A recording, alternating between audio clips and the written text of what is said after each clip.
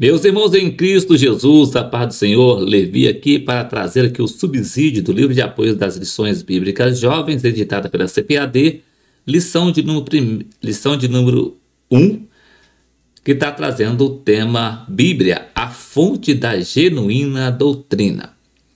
Nós estamos iniciando o primeiro trimestre de 2024 e nesse primeiro trimestre, nas lições bíblicas jovens, editada pela editora CPAD, está trazendo o tema O Fundamento dos Apóstolos e dos Profetas, a doutrina bíblica como base para uma caminhada cristã vitoriosa. Nesse trimestre, estaremos estudando 13 lições no percorrer desses 3 meses e abrindo aqui a introdução do primeiro trimestre de 2024 com o tema Bíblia, a fonte da genuína doutrina. Na lição de número 2, estaremos estudando a doutrina de Moisés. Na lição de número 3, o cativeiro motivado pelo desprezo ao ensino. Na lição de número 4, os jovens que se mantiveram firmes na doutrina. Na lição de número 5, as falsas doutrinas. Na lição de número 6, a doutrina e o amor pelo Senhor. Na lição de número 7, a doutrina que dá vida e expulsa demônios. Na lição de número 8, a sã doutrina.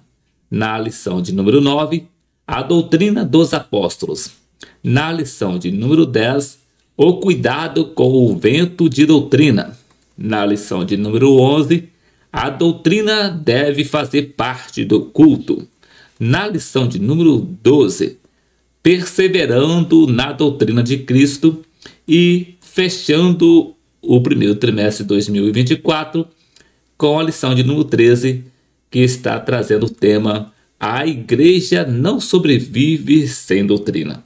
Então, essas vão ser as 13 lições que nós estaremos estudando no percorrer desse primeiro trimestre de 2024 e abrindo aqui esse primeiro trimestre com a lição de número 1, que está trazendo o tema Bíblia, a fonte da genuína doutrina.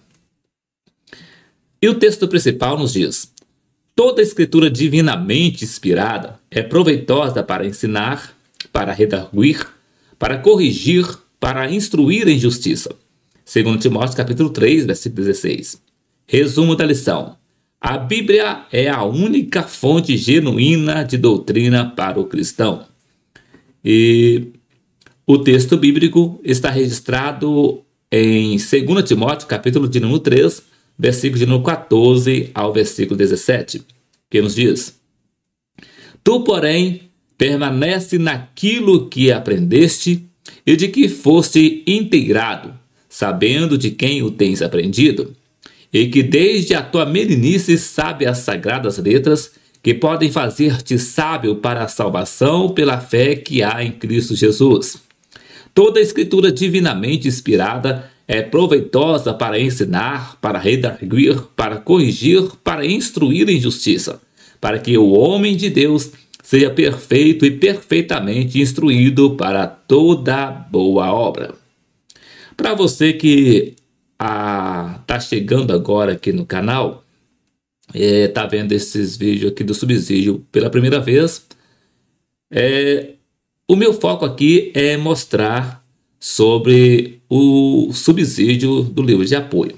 Então, o que eu leio aqui da lição aqui atual que nós estamos lendo é somente a introdução, os títulos dos tópicos e subtópicos, e depois vamos para o livro de apoio e depois retornamos novamente para deixar a conclusão da lição. Tá? Nós não lemos aqui toda a lição, mas sim só pegamos aqui e depois passamos para o livro de apoio, ok?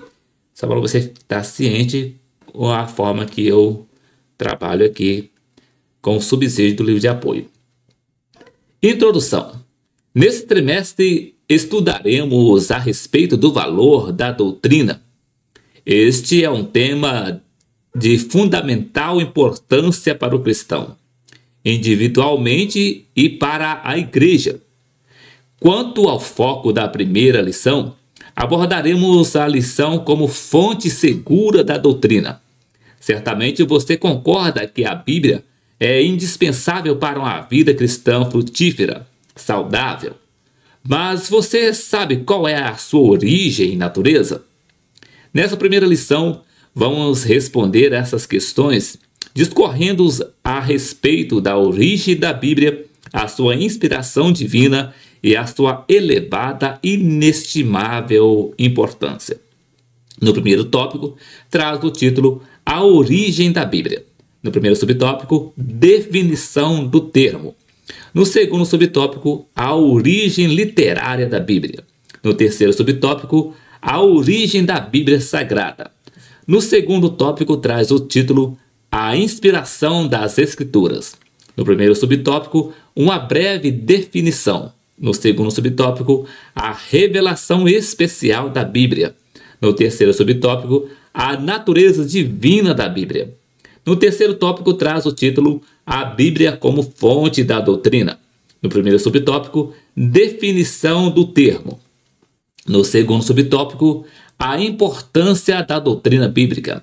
No terceiro subtópico, Bíblia, verdadeira fonte doutrinária.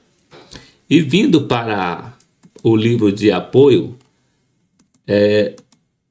que estamos estudando, no capítulo de número 1, que está trazendo o título Bíblia, fonte de doutrina, nos diz: considerando que este é o capítulo que abre a jornada aqui proposta, é indispensável que o destino seja apresentado com toda a clareza necessária para uma viagem consciente, segura e eficaz. O principal objetivo dessa obra é oferecer recursos pelos quais o tema proposto seja ainda mais bem compreendido e o processo de ensino-aprendizagem seja o mais eficiente possível.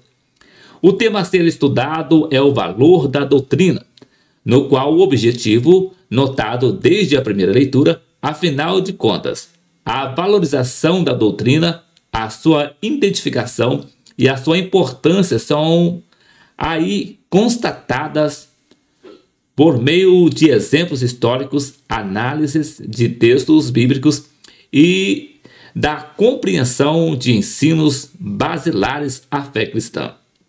O texto aqui é o retorno tão necessário à doutrina bíblica como principal fonte de vida cristã saudável que agradece a Deus e que nos projeta do engano religioso e doutrinário que tanto danificam a saúde da igreja. Em João, no capítulo 3, versículo 33 e 34, consta que Jesus dá testemunho de Deus, e isso por meio das suas palavras, e a crença nisso depende a garantia da vida eterna. Essa reflexão é um bom resumo da genuína doutrina bíblica, principalmente porque consta a presença ativa de Deus no seu ensinamento, além de apontar para a Bíblia como a sua principal e mais segura fonte. Ressalta-se aqui que, conforme as palavras do salmista, os inestimáveis e inquestionáveis benefícios da palavra de Deus são reais e atuais. Salmos de número 119, versos de 1 a 3.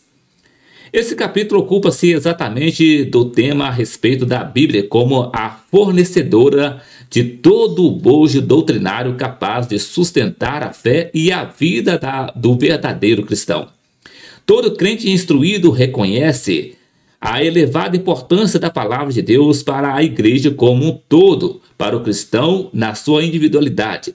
A declaração de fé das Assembleias de Deus reconhece a fundamental função da Bíblia na consolidação da fé de um cristão, indicando dois propósitos das Escrituras que são estruturais, afirmando que elas têm o objetivo de revelar o próprio Deus e expressar a sua vontade à humanidade. Antes de mostrar e exaltar o valor da doutrina cristã, é imprescindível que, além do seu conteúdo, demos enfoque à sua fonte, ou seja, de onde ela vem. Pois é daí que procede a sua autoridade e faz com que ela seja digna de toda a aceitação. É por meio das Escrituras que o crente acessa a revelação de Deus e pode compreendê-la nos seus pormenores. Hebreus capítulo 1, versículo 1. Além de descobrir o seu propósito de vida e o seu compromisso como cristão. Romanos capítulo 1, versículo 17. Somente por meio do reconhecimento, da valorização e do compromisso com as doutrinas bíblicas é que o crente poderá viver esse propósito e cumprir os seus compromissos diante de Deus, de si mesmo e da sociedade. O crente, portanto, deve acessar essas doutrinas e é somente por meio das Escrituras que isso é possível. Sendo assim, as doutrinas cristãs encontram-se nas Escrituras e estas, por sua vez, procedem de Deus. Ambas, portanto, possuem natureza e autoridades divinas. Esse é o ponto central desse capítulo, cuja finalidade é a de mostrar a Bíblia como fonte doutrinária. E essa análise ocorre por meio de uma ênfase na Bíblia, desde a sua origem, a sua inspiração e a sua revelação com as doutrinas cristãs. Primeiro tópico: a origem da igreja.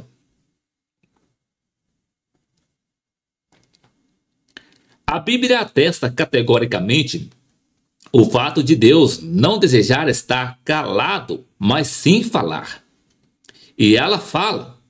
Sobre isso, na sua análise sobre a intenção e a ação de Deus em falar, muito especialmente por meio de Jesus Cristo, definitivamente, Deus é um ser que fala e assim comunica-se com os homens de diversas formas, muito especialmente por meio da sua palavra, isto é, a Bíblia Sagrada. É sobre esse livro divino que esse capítulo propõe-se a refletir, em especial, como fonte genuína e segura da doutrina cristã. Primeiro subtópico: definição do termo. A palavra Bíblia é, sem dúvida, uma das mais comuns e mais usadas em círculos cristãos. E não é somente isso. É uma daquelas palavras que todas as pessoas, sem distinção, conhecem o que se quer dizer.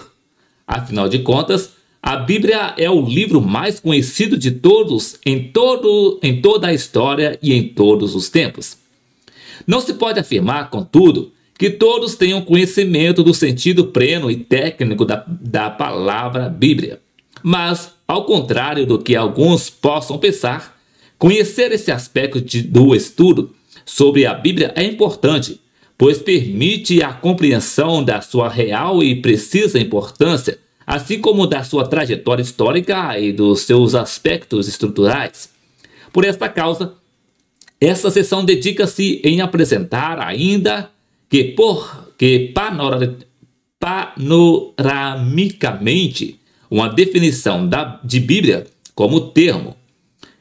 Bíblia vem da expressão grega biblos, Mateus capítulo 1, versículo 1, que significa um livro, ou ainda, de forma diminutiva, biblion, Lucas capítulo 4, versículo 17, que nesse caso significa pequeno livro. Outro elemento importante a ser considerado é de que o vocábulo Bíblia originou-se da realidade de um rolo de papiro de tamanho pequeno, chamado biblion, que dependia da junção de vários rolos juntos para serem chamados de Bíblia. Diante dessa informação, como pensar ou aprender a unidade da Bíblia como palavra de Deus e dar a ela a devida atenção e considerá-la digna de aceitação como palavra de Deus? A linha de raciocínio aqui se dá na direção de que a Bíblia é formada de vários livros, mas que, em virtude da sua natureza, fundamento e mensagem, torna-se um livro. Isso mesmo, um único livro, inigualável e admirável. A Bíblia, por razões concretas, torna-se um livro singular. Daí ela receber outros nomes que designam a sua grandeza e dignidade de confiança. A Bíblia é chamada de Escrituras. Marcos capítulo 12, versículo 10, capítulo 15, versículo 28, Lucas capítulo 4, versículo 21, João capítulo 2, versículo 27, capítulo 7, versículo 38, capítulo 10, versículo 35, Romanos capítulo 4, versículo 3, Colossenses capítulo 4, versículo 30, 2 Pedro capítulo 1, versículo 20, Escrituras em Mateus capítulo 22, versículo 29, Marcos capítulo 12, versículo 24, Lucas capítulo 24, versículo 27, João capítulo 5, versículo 39, Atos capítulo 17, versículo 11, Romanos capítulo 1, versículo 2, 1 Coríntios capítulo 15, versículo 3 e 4, 2 Timóteo capítulo 3, versículo 15, Santas Escrituras, em Romanos capítulo 1 e versículo 2, Sagradas Letras, em 2 Timóteo capítulo 3, versículo 15, Palavras de Deus, em Romanos capítulo 3, versículo 2, e Palavra de Deus, em Marcos capítulo 7, versículo 13, Romanos capítulo 10, versículo 17, 2 Coríntios capítulo 2, versículo 17, 1 Tessalonicenses capítulo 2, versículo 13, Hebreus capítulo 4, versículo 12. A Bíblia distingue-se de todos os demais livros por diversos motivos, e isso se dá principalmente por causa da sua origem, tanto do ponto de vista literário, como também e principalmente do ponto de vista sagrado. Segundo subtópico, a origem literária da Bíblia. Depois de avaliarmos o termo Bíblia e, em certa medida, visto uma breve informação sobre os seus primeiros usos, a proposta aqui é a de Deus e expressar a sua vontade à humanidade. Antes de demonstrar e exaltar o valor da doutrina cristã, é imprescindível que, além do seu conteúdo, demos enfoque à sua fonte, ou seja, de onde ela vem. Pois é daí que procede a sua autoridade e faz com que ela seja digna de toda aceitação. É por meio das Escrituras que o crente acessa a revelação de Deus e pode compreendê-la nos seus pormenores. Hebreus capítulo 1, versículo 1.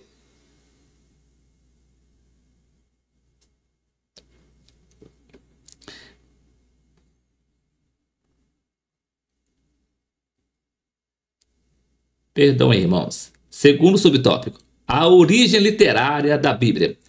Depois de avaliado o termo Bíblia, e em certa medida, visto uma breve informação sobre os seus primeiros usos, a proposta aqui é a de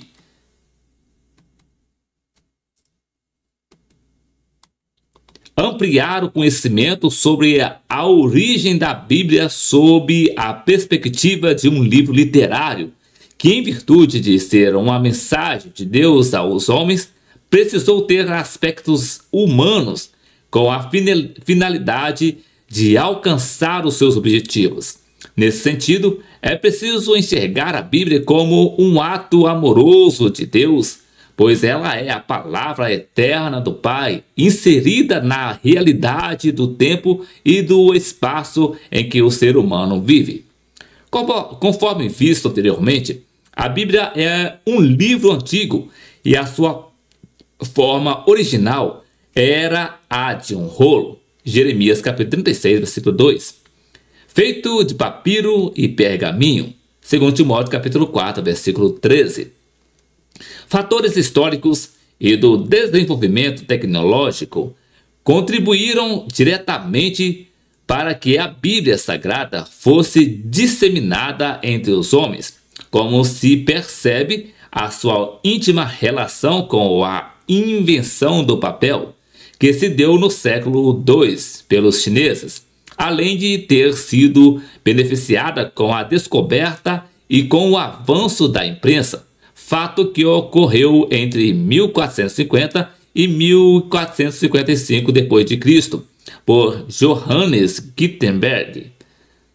Além desse fato histórico, A Bíblia impressiona qualquer crítico literário no que diz respeito à sua estrutura e diversidade, tanto no que se refere ao tempo, como também à cultura e à personalidade dos seus escritores, já que ela tem 66 livros escritos por 40 homens que viveram em tempos, lugares, condições, vida e culturas diferentes, sem contar que foi escrita em hebraico, aramaico e grego num período estimado de 1.600 anos, tratando sobre os mais diferentes temas, mantendo uma unidade admirável e inigualável. Não se trata de qualquer livro, nem mesmo de qualquer mensagem. Afinal de contas, a Bíblia é a palavra de Deus e, do ponto de vista literário, é inigualável, inalcançável e, portanto, insuperável. Terceiro subtópico: a origem sagrada da Bíblia. A Bíblia é um livro sagrado, e o termo dado a isso é cânon sagrado. Cânon, ou escrituras canônicas, é uma referência à coleção completa dos livros divinamente inspirados, que juntos formam a Bíblia Sagrada. Quanto à origem e definição do termo, ela é de origem cristã e vem do grego cânon, e provavelmente do hebraico kané, que quer dizer junco, cana ou vara de medir, com referência a uma regra ou uma norma a seguir. Ao ser usado como referência à Bíblia, é uma forma de confirmar que os seus livros são considerados acertadamente como palavra de Deus. Serve, portanto, como regra de fé e prática. Gálatas capítulo 6, versículo 16. Para que a Bíblia fosse considerada palavra de Deus, ela passou pelo processo que tem sido chamado de canonização, que, na definição do pastor e teólogo Claudionor de Andrade, o termo vem do grego canonizei, tornar santo, e indica o processo que levou ao conhecimento dos livros que compõem a Bíblia como singularmente inspirados por Deus. Esse processo deu-se em um longo período, sendo aplicado tanto em relação ao Antigo Testamento quanto ao Novo Testamento. A canonização do Antigo Testamento.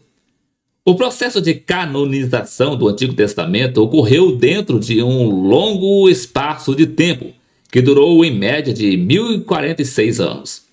Para que se tenha uma ideia disso, mesmo que superficial, note que Moisés escreveu as primeiras palavras do Pentateuco por volta de 1491 a.C., enquanto Esdras escreveu as últimas palavras do Antigo Testamento por volta de 445 a.C. Outra curiosidade é a verdade de que Malaquias foi o último escritor do Antigo Testamento, embora tenha sido Esdras, sacerdote e escriba, o encarregado de complementar e organizar o cânon sagrado. Há uma questão considerada central quando o tema é a canonização do Antigo Testamento. A questão é: qual o critério para que o texto do Antigo Testamento seja qualificado como sagrado e como esses livros entraram no cânon sagrado? A resposta a essa questão é dada por Beck White, que afirma: o que verdadeiramente qualifica um livro para um lugar no cânon do Antigo e Novo Testamento não é simplesmente o fato de ser antigo, informativo e útil, e de fazer muito tempo que é lido e valorizado pelo povo de Deus, mas sim que tenha autoridade de Deus para o que diz. Deus falou através do autor humano a fim de ensinar o povo em que acreditar e de que maneira se comportar. Não é tão somente um registro da revelação, mas também a permanente forma escrita da revelação. É o que queremos dizer quando afirmamos que a Bíblia é inspirada, o que, nesse particular, torna os livros da Bíblia diferentes de todos os outros. Diante dessas condições, o Antigo Testamento não sofreu nenhum tipo de rejeição entre os membros da comunidade judaica, e acredita-se que, nos dias de Jesus, a sua estrutura já existia e era conhecida. A teologia sistemática pentecostal colabora com a informação de que, conforme depreendemos de Esdras e das tradições judaicas, após o derradeiro profeta fazer ecoar as palavras do Senhor, não havia mais o que discutir. O cânon do Antigo Testamento já estava definitivamente encerrado, esperando agora os primeiros acordes do Novo Testamento. A canonização do Novo Testamento. O teólogo Claudionor de Andrade contribuiu novamente com a sua explicação de que o cânon do Novo Testamento é o conjunto dos livros que compõem o Novo Testamento e que foram reconhecidos formalmente pela Igreja Cristã como inspirados singularmente por Deus, e cuja formação é de 27 livros, 4 evangelhos, 1 livro histórico, 14 epístolas eclesiásticas, 7 epístolas universais e 1 livro profético. Quando comparado ao processo do Antigo Testamento, a canonização do Novo Testamento foi mais complexa, logo mais demorada. E isso se deu principalmente por conta da distância dos lugares onde os escritores estavam enquadrados, os escritores enquanto escreviam. Os critérios para que se tornasse canônicos foram: primeiro, ter sido um dos apóstolos ou por alguém bem próximo a eles. Segundo, o conteúdo deveria ser coerente com os ensinos da igreja e os demais livros sagrados. Terceiro, deveriam ser conhecidos e reconhecidos na igreja. Alguns concílios tiveram de ocorrer no sentido de avaliar-se e concluir sobre a sacralidade de cada um desses livros. Entretanto, é importante destacar que esses concílios não tiveram a função de dar autoridade divina às Escrituras, mas somente as reconheceu. Por fim, a teologia sistemática pentecostal apresenta 3 critérios que serviram tanto no processo de canonização do Antigo Testamento quanto do Novo, conforme se vê. Primeiro, o exame do texto sagrado. Segundo, o exame do autor sagrado. E terceiro, a aceitação do livro na comunidade dos fiéis. Segundo tópico, a inspiração das Escrituras. O tema da inspiração das Escrituras tem sido um dos mais debatidos no contexto dos estudos sobre a Bíblia Sagrada, e isto é legítimo, pois a sua importância é confirmada de diversas formas, principalmente pelo fato de que é por ela que as Escrituras podem ser chamadas de palavras de Deus. Devido a isso, essa seção propõe uma definição do termo inspiração, além de avaliar a sua dupla origem, que é divino-humana. Primeiro subtópico, uma breve definição. O termo inspiração vai à frente da expressão como iluminação, convicção e testemunho. Logo, merece e carece de atenção especial no que se refere à compreensão do seu significado, do latim inspiratio, que advém do verbo inspirare. Inspiração quer dizer soprar em, ou ainda insuflar. Ao afirmar que a Escritura é divinamente inspirada, o apóstolo Paulo está afirmando que ela foi idealizada e supervisionada pelo Espírito Santo. 2 Timóteo capítulo 3, versículo 12. 2 Timóteo capítulo 3, versículo 16. Motivo pelo qual ela é digna de toda aceitação. 1 Timóteo capítulo 1, versículo 15. Na concepção de Charles Pfeiffer, a inspiração é o milagre da revelação redentora e divina pela qual os escritos sagrados foram compostos, o produto do fôlego criativo de Deus, possuindo autoridade divina absoluta. Diante dessa explicação, é possível concluir parcialmente que a inspiração possui dois aspectos, sendo eles: primeiro, a inspiração dá às escrituras uma natureza milagrosa, isto é, divina. E segundo, a inspiração confere autoridade divina às escrituras diante dos homens. Sendo assim, a inspiração da Bíblia Sagrada aponta para a ação do Espírito Santo na condução de todo o trabalho dos seus escritores. Ao pensar esse termo como a respiração do Espírito Santo, a ideia recai sobre a permanência dessa ação, pois é ele mesmo quem mantém a autoridade e a ação das Escrituras, garantindo assim os seus resultados. É a inspiração que atesta a autoridade divina da Bíblia Sagrada, pois é por ela que aqueles que a escreveram puderam redigi-la com a necessária precisão, fazendo com que se tornasse a palavra de Deus. Segundo subtópico, a dimensão humana da Bíblia. Os que se opõem à verdade da palavra de Deus geralmente se utilizam de questões como a humanidade dos que a escreveram, pois, de acordo com os seus argumentos, eles levantam questões como as razões pelas quais Deus decidiu usar homens para escrever a sua palavra, além de perguntar sobre como acreditar na verdade divina de um livro escrito por homens. Foi Deus quem decidiu revelar-se ao homem, e isso ocorre de três formas. Primeiro, por meio das suas obras, Salmos 19, versos de 1 a 6, Romanos capítulo 1, versículos 18 a 20.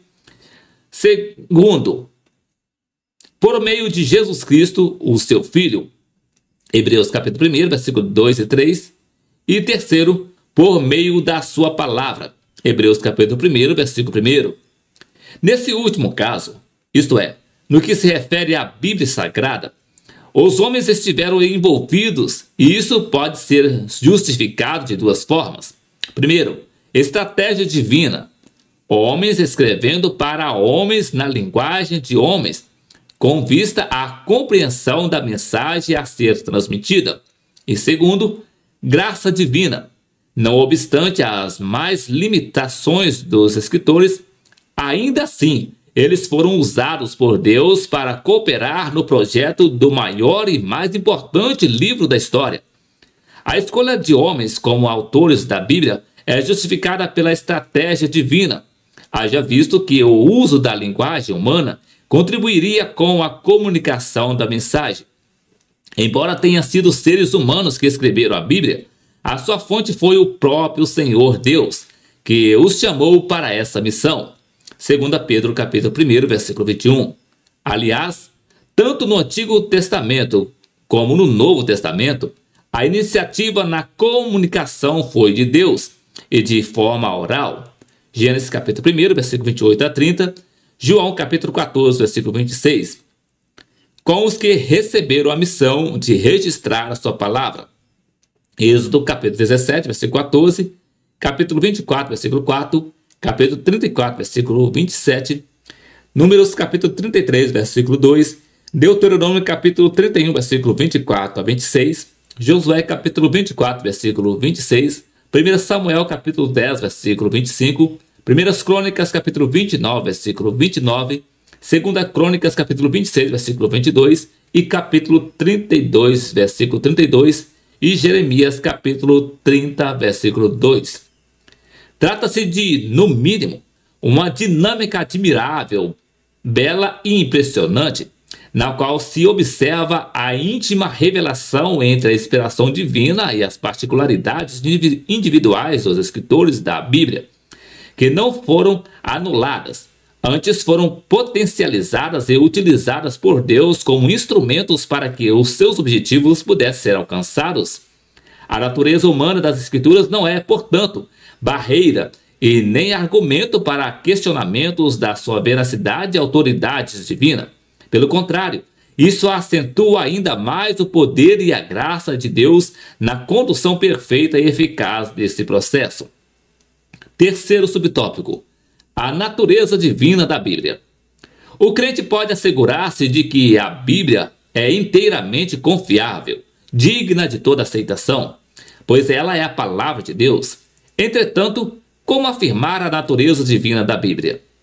Em primeiro lugar, é preciso de fé para que a Bíblia seja aceita e recebida como palavra de Deus. 1 Tessalonicenses capítulo 2, versículo 13. Há, contudo, outros meios pelos quais a fonte divina da Bíblia pode ser constatada e aceita, como a sua unidade, a sua mensagem inigualável, o cumprimento das suas profecias e testemunho que ela dá de si mesma, mesmo tendo sido escrita por diferentes pessoas, nas mais variadas condições e em diferentes épocas. A unidade doutrinária e estrutural da Bíblia indica a inquestionável e necessária presença de um idealizador soberano que conduziu a sua composição e estruturação. É exatamente a natureza divina das Escrituras que faz dela um livro atual ou em todo o tempo. Ou seja, a Bíblia não fica desatualizada, pois ela possui a eternidade na sua essência. Além disso, a Bíblia como palavra de Deus é eficaz nos seus resultados, já que ela, em virtude da sua natureza divina, alcança o que é inalcançável, isto é, aquilo que nem o maior especialista em sondagens ou ainda o equipamento mais tecnologicamente eficaz é capaz de alcançar. A mensagem das Escrituras também faz dela um livro divino, pois ela reafirma a perfeição de Deus, o estado de queda do homem, os seus efeitos, o amor de Deus revelado em Cristo, bem como o chamado ao homem para a redenção e para a esperança de vida eterna. A Bíblia contém profecias das quais muitas já se cumpriram, outras estão em franco cumprimento e outras ainda se cumprirão, e somente Deus é capaz de anunciar antecipadamente e com certeza. A própria Bíblia dá testemunho da sua natureza divina.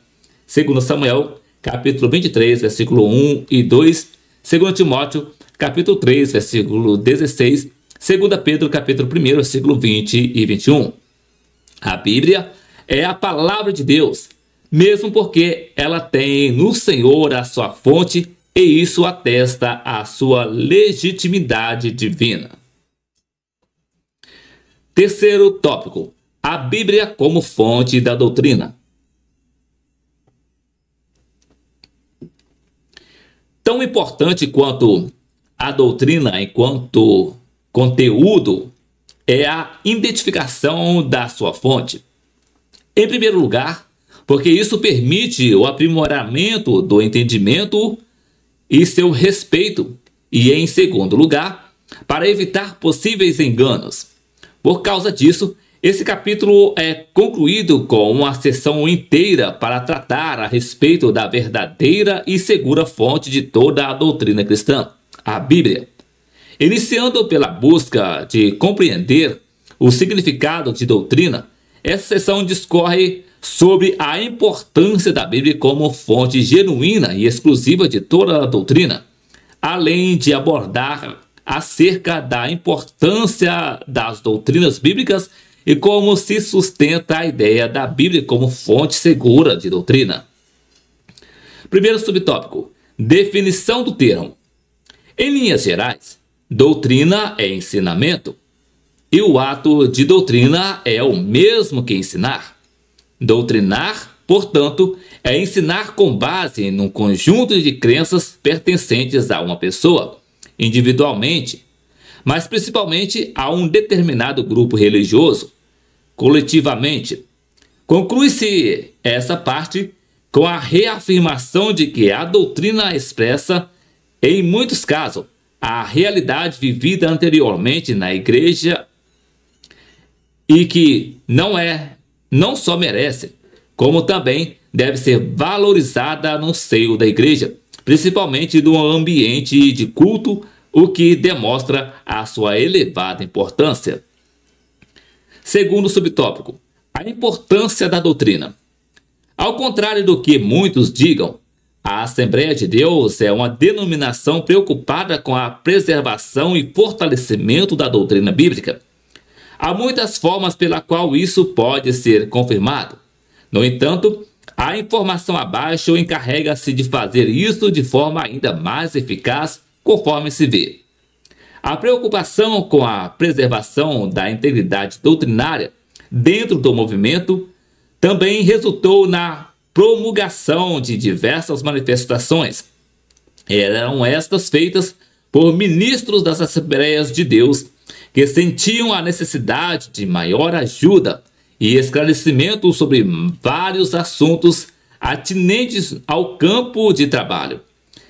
A maior parte desses documentos foi preparada pela Comissão sobre Pureza Doutrinária, uma comissão permanente nomeada pelo Presbitério Executivo das Assembleias de Deus. Além disso, a doutrina bíblica é confirmada na sua importância, muito especialmente porque ela aponta o caminho a ser seguido pela igreja, estabelecendo assim as suas prioridades que não devem ser negligenciadas. Ela também protege a igreja dos ataques externos. Nesse caso, advertindo-a sobre o que não fazer como método de manutenção da saúde espiritual. Historicamente, as doutrinas bíblicas surgiram e consolidaram-se como respostas às ameaças e defesas aos ataques à unidade da fé da igreja. Nesse ponto, a doutrina reafirma-se como indispensável à vida da igreja, pois ela cumpre a função de impor limites, mantendo assim a sua integridade. Uma igreja sem as doutrinas bíblicas pode ser comparada a uma casa sem portas, cuja característica é a ausência de limites e a presença marcante e desastrosa da desordem. A doutrina bíblica lança luz no caminho da igreja e fecha as portas para as ameaças externas. Terceiro subtópico: Bíblia, verdadeira fonte doutrinária. Pela Bíblia, Deus comunica-se com o homem, e isso se dá em duas dimensões. Primeiro, com o homem em geral, e segundo, com a igreja em particular. Note que a ordem de Jesus era para que o evangelho seja pregado em todo o mundo. Marcos capítulo 16, versículo 15. Assim como Paulo afirmou que compartilharia o mesmo evangelho com os irmãos que estavam em Roma. Romanos capítulo 1, versículo 15. Obedecendo os respectivos propósitos, o evangelho a ser pregado ao pecador é o mesmo a ser ensinado à igreja, cuja fonte é uma só, a palavra de Deus, isto é, a Bíblia. Considerando que, conforme já visto, doutrina é ensinamento, as palavras de Paulo confirmam que a Bíblia é a fonte de toda a doutrina cristã, conforme se lê. Toda a escritura divinamente inspirada é proveitosa para ensinar, para redarguir, para corrigir, para instruir em justiça. Segundo Timóteo capítulo 3, versículo 16. Inquestionavelmente, a Bíblia é a fonte segura e genuína de toda a doutrina cristã, razão pela qual deve ser a companheira fiel de todo crente que deseja honrar a Deus com a sua vida.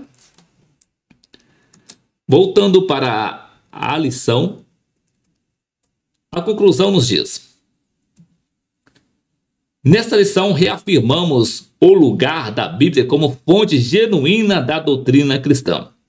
Vimos que ela é a inspirada palavra de Deus, cujo desenvolvimento histórico e estrutural comprova que, não obstante tenha sido escrita por homens falíveis, Deus é a sua fonte, o que faz dela o livro dos livros, pois é o instrumento infalível e inerrante de comunicação da mensagem de Deus aos crentes ou aos seres humanos.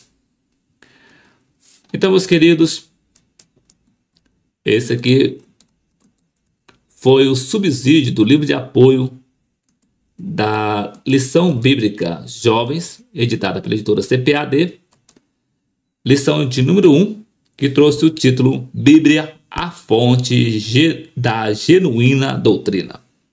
Na próxima semana, se o Senhor Jesus nos permitir, regressaremos aqui para trazer aqui o subsídio do livro de apoio das lições bíblicas jovens, lição de número 2, que vai estar trazendo o título A Doutrina de Moisés.